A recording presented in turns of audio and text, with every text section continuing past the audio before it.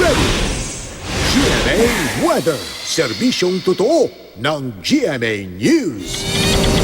Mga kapuso, tuloy-tuloy pa rin ang El Nino.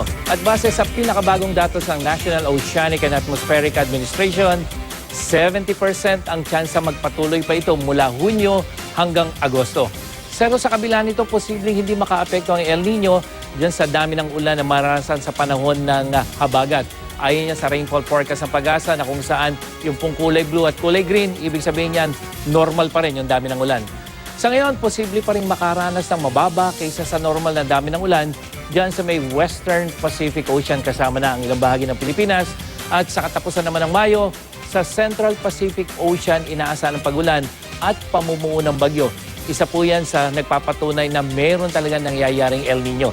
Para naman sa ating forecast, asahan ang maalinsahang panahon sa malaking bahagi ng Luzon bukas, lalo na dyan sa may Pagudpud at dyan sa may Dagupan at Cabanatuan. Sa Metro Manila, nasa 38 degrees Celsius naman ang ating init factor pagdating sa hapon.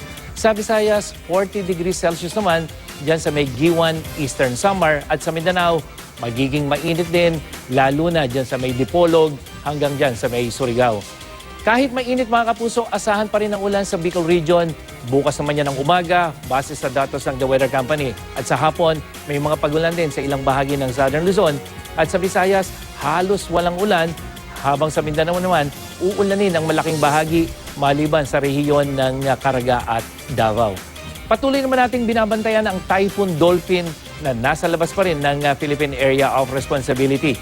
At sa latest track ng The Weather Company, patuloy na bumababa yung tsansa nitong pumasok ng Philippine Area of Responsibility, pero maaaring maglandfall ito mga kapuso. Bukas po yan dyan sa may Guam. Yan ang latest mula sa GMA Weather. Ako po si Nathaniel Cruz. Magplano para sigurado.